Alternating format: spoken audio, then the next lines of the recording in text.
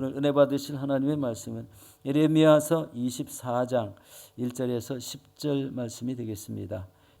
바벨론의 느부갓네살 왕이 유다 왕 여호야김의 아들 여고냐와 유다 고관들과 목공들과 철공들을 예루살렘에서 바벨론으로 옮긴 후에 야훼께서 야훼의 성전 앞에 놓인 무화과 두 광주리를 내게 보이셨는데 한 광주리에는 처음 익은 듯한 극히 좋은 무화과가 있고 한 광주리에는 나빠서 먹을 수 없는 극히 나쁜 무화과가 있더라.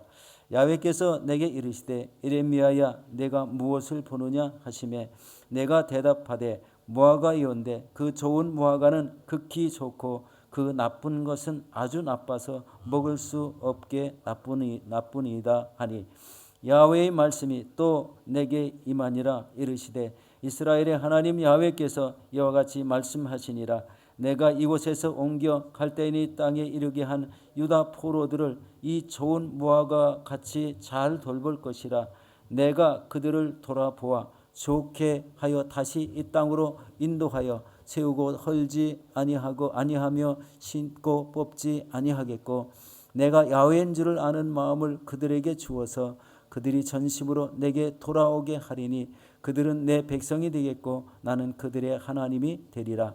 야훼께서 이와 같이 말씀하시니라. 내가 유다 왕 시드기야와 그 고관들과 이스라엘의 남은 자로서 이 땅에 남아있는 자와 애굽 땅에 사는 자들은 나빠서 먹을 수 없는 이 나쁜 무화과 같이 버리되 세상 모든 나라 가운데 흩어서 그들에게 환난을 당하게 할 것이며 또 그들에게 내가 쫓아 보낼 모든 곳에서 부끄러움을 당하게 하며 말거리가 되게 하며 조롱과 저주를 받게 할 것이며 내가 칼과 기근과 전염병을 그들 가운데 보내 그들이 내가 그들과 그들의 조상에게 준 땅에서 멸절하기까지 이르게 하리라 하시니라. 아멘. 오늘 저는 이 말씀에 의지해서 우리 쓰임받는 사람, 버림받는 사람이라는 제목으로 은혜를 나누도록 하겠습니다. 여러분 어느 나라 어떤 민족이든지 그 시대적 흐름을 거역할 수가 없습니다. 여러분 2024년도 이제 거의 말쯤 되었는데 한 해가 자꾸 새해가 들어오고 거듭 한 해가 지나갈수록 자연재해 현상이 너무 극심하고 세상에는 하나님 없이 살아가는 사람들이 전부 굉장히 많아졌다는 것을 보게 됩니다. 하나님 없이 살아간다. 하나님 없이 살아간다는 것은 우리 하나님이 이 세상의 통치자인 줄도 모르시고 내 인생의 주인이 뭔지도 모르고 살아간다는 이런 결론이 생기게 됩니다. 하나님 없이 살아가는 이런 모습 속에 그 인생의 결국은 우리가 다 잘 알고 있습니다. 하나님을 신실하게 믿으면 우리 천국 백성이라는 호칭이 붙지만 그렇지 않으면 세상의 삶에서 끝이 되는 그런 모습을 우리 깨닫게 하고 있습니다. 여러분 한국은요 참 6.25 전쟁 이후 어려움을 많이 겪었지만 지금은 세계 10위권에 있는 우리 경제 부국이 되었다는 것을 보게 됩니다. 그러나 동일한 한국 사람인데 북한에서는 아직도 가장 가난하고 가장 못 사는 이런 억압받는 나라로 전락했다는데 우리 있습니다. 이것을 생각할 때 하나님 믿고 살아가는 그 나라에 하나님의 은혜를 부어주시고 하나님을 외면하고 살아가는 이런 나라에는 역시 생활의 삶의 부유함을 외면하시는 하나님이 아니신가 이런 생각도 해보았습니다.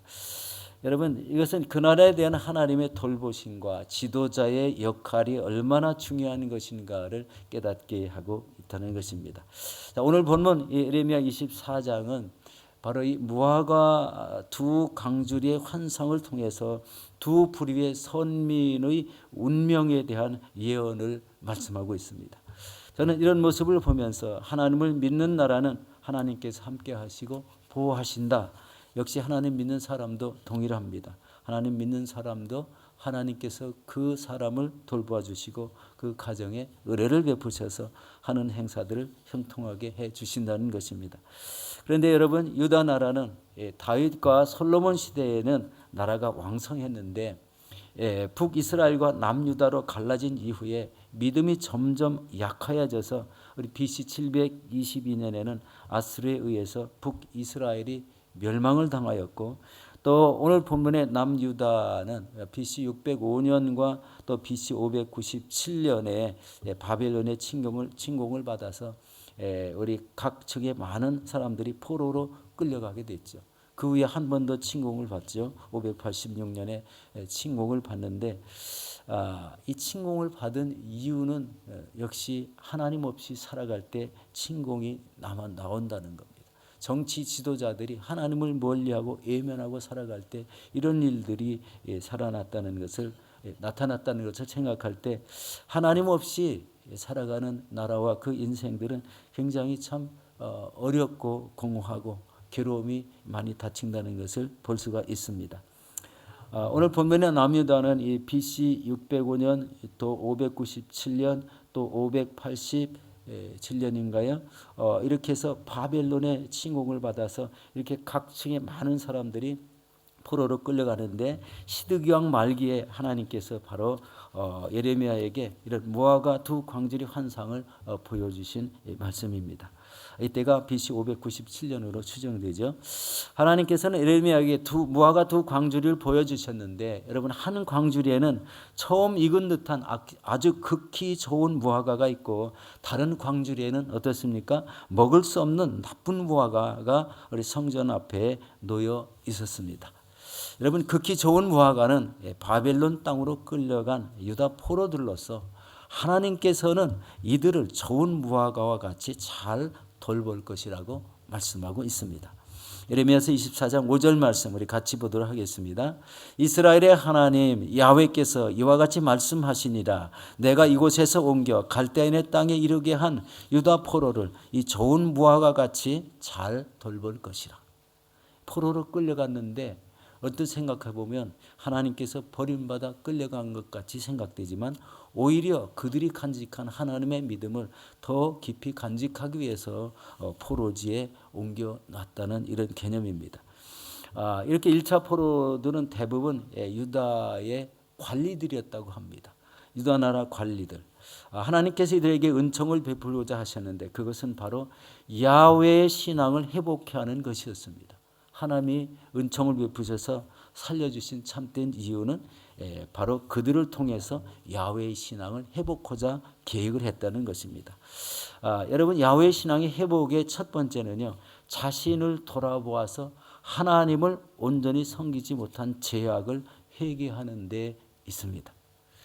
우리가 하나님을 이제 돌아보아야 될 그런 시기에 와 있습니다. 내가 하나님을 온전히 섬기지 못했다면 온전히 섬기지 못한 그런 부분에 대해서 자신의 생활에 변화가 있어야 된다는 것입니다. 내가 실제적으로 말씀대로 사는데 그 신앙이 행함이 뚜렷하지 않다면, 그 행함이 뚜렷하지 않은 것에 대해서 자신을 고쳐나가고 그 말씀의 행함을 통해서 하나님의 뜻한 것을 이루시는 그런 믿음 생활이 굉장히 중요하게 여겨집니다.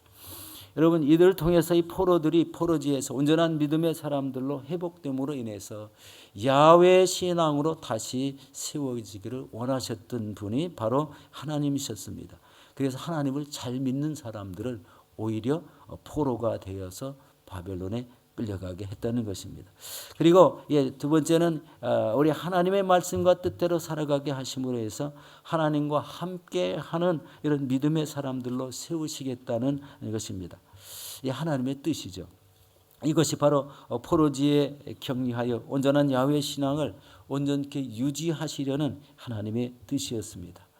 여러분, 고난에도 뜻이 있다는 말이 있죠. 고통을 당하면서도 자신의 신앙이 더 견고하게 우리 세워진다면 그게 하나님의 뜻인 줄 믿으시기 바랍니다.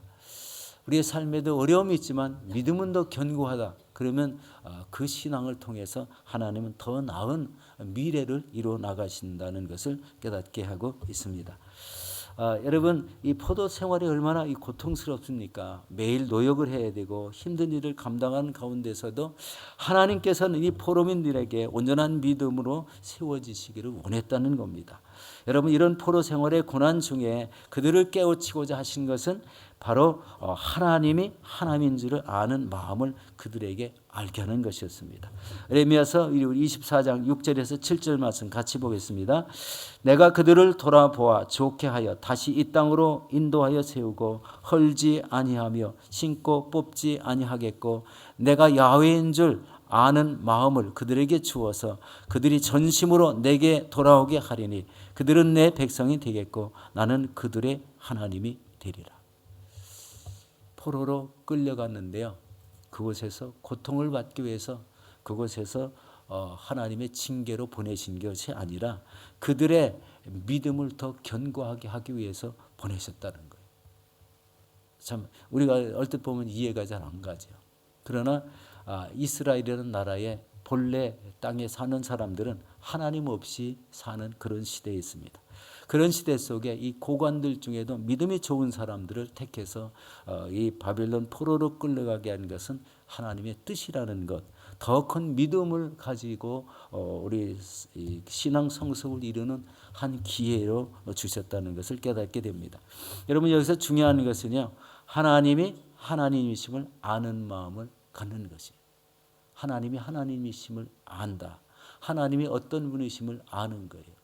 우리 이제 지금 현 시대는 성경이 기록되어서 우리 성경 66권을 통해서 우리 읽으면 깨달아지고 또 우리 특별히 신약의 사도 바울이 했던 모든 일들 나가서 선교하고 복음을 전해서 어떤 일이 일어났다는 것은 우리가 더 잘 알고 있습니다. 이 성경을 통해서 배워야 될 건 뭡니까? 이 말씀과 뜻대로 우리도 그대로 행하는 것. 그게 아니겠습니까? 이 시기가 가장 중요하게 느껴지는 면은요, 복음 전하는 것일 것입니다. 우리 말세라고 자꾸 그러는데 세상의 종말이 가까이 오고 있다는 그런 의미로 받아들이면 틀림이 없습니다. 이럴 때 세상의 종말에 수없이 무수한 사람들이 죽게 되는데 믿음이 없이 예수 그리스도를 믿고 구원받음이 없이 살아가는 인생들에게는 다시 돌이킬 수 없는 그런 일들, 우리 한 천국에 가는 백성들이 아니라 다른 곳으로 가는 이런 사람들이 된다는 걸 생각할 때 우리의 마음은 거기에 쏠린다면 그런 사람들에게 복음이 전파돼야 한다는 것입니다. 예배 생활도 회복되어야 되고 진정으로 우리의 신앙이 회복되어서 열정적인 믿음을 갖고 살아야 된다는 것입니다. 우리 요한복음 4장 23절과 24절 같이 한번 보도록 하겠습니다. 아버지께서 참되게 예배하는 자들은 영과 진리로 예배할 때가 오나니 곧 이때라. 아버지께서는 자기들에게 이렇게 예배하는 자들을 찾으시느니라. 하나님은 영이시니 예배하는 자가 영과 진리로 예배할지니라.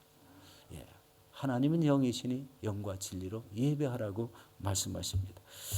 여러분 이 세상에 사는 사람들 중에 극히 좋고 또 극히 나쁜 사람들의 기준은 사실 세상적으로 정할 수가 없죠. 그러나 굳이 정한다면 하나님의 말씀과 그 뜻대로 사는 것입니다. 극히 좋은 것, 극히 좋은 신앙을 가진 사람들은 하나님의 말씀과 그 뜻대로 사는 사람이 극히 좋다. 극히 나쁜 것은 하나님을 멀리하고 하나님 없이 사는 사람들일 것입니다. 여러분 하나님께서는요 이 땅에 살아가는 모든 사람들을 일일이 주목하고 살펴보고 계신다는 것을 우리 마음에 느껴야 됩니다. 우리가 이 시간에 첫 시간에 하나님 전에 나온 것 하나님이 다 보고 계시고 우리 안에 성령님께서 살피고 계신다는 것입니다. 이게요 우리 작은 일 같지만 우리 일생에서 가장 큰 일이 될 수가 있습니다.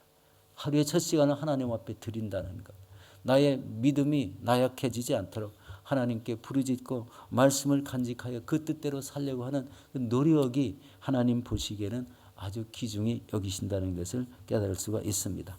여러분 이 혼탁한 시대 속에서 온전한 하나님의 사람으로 하나님의 뜻을 이루시며 하나님께 영광 돌리시는 저 여러분들이 되시기를 예수 이름으로 축원합니다. 두 번째는요. 나쁜 무화과 나무의 열매가 무엇입니까? 우리 24장 8절에서 9절 말씀을 다시 보도록 하겠습니다. 야훼께서 이와 같이 말씀하시니라. 내가 유다의 왕 시드기야와 그 고관들과 예루살렘의 남은 자로서 이 땅에 남아있는 자와 애굽 땅에 사는 자들을 나빠서 먹을 수 없는 이 나쁜 무화과 나무같이 버리되 세상 모든 나라 가운데 흩어서 그들에게 환난을 당하게 할 것이며 또 그들에게 내가 쫓아 보낼 모든 곳에서 부끄러움을 당하게 하며 말거리가 되게 하며 조롱과 저주를 받게 할 것이며. 참 무서운 말이죠. 예, 무서운 말씀입니다. 여러분, 이런 사람들을 왜 먹을 수 없는 무화과 열매라고 표현했을까요?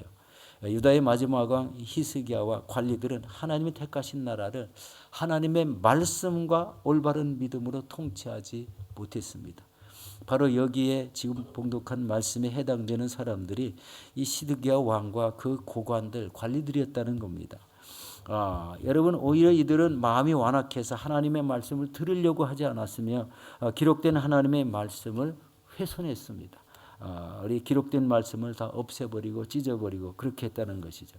그리고 나라 안에 우상을 섬기게 하고 하나님을 멀리하게 만든 죄를 범한 사람들이었습니다. 그런 사람들은 이 시드기야 왕과 관리들과 또 애굽 땅에 사는 자들이고 이 땅에 남아있는 자들이라고 그렇게 표현했습니다. 그런데 더 무서운 것은 이런 자들을 다 버리시겠다는 겁니다. 무섭지 않습니까?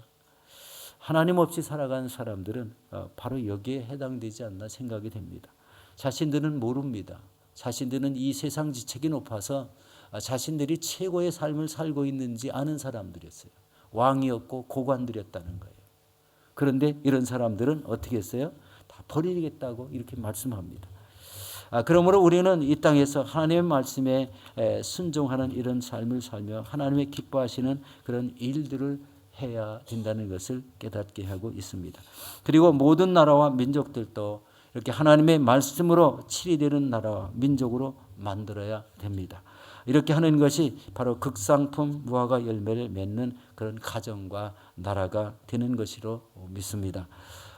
이들은 이 포로들은 어떻게 됐을까요? 하나님은 BC 537년에 거의 70년 가까이 된 시점이죠.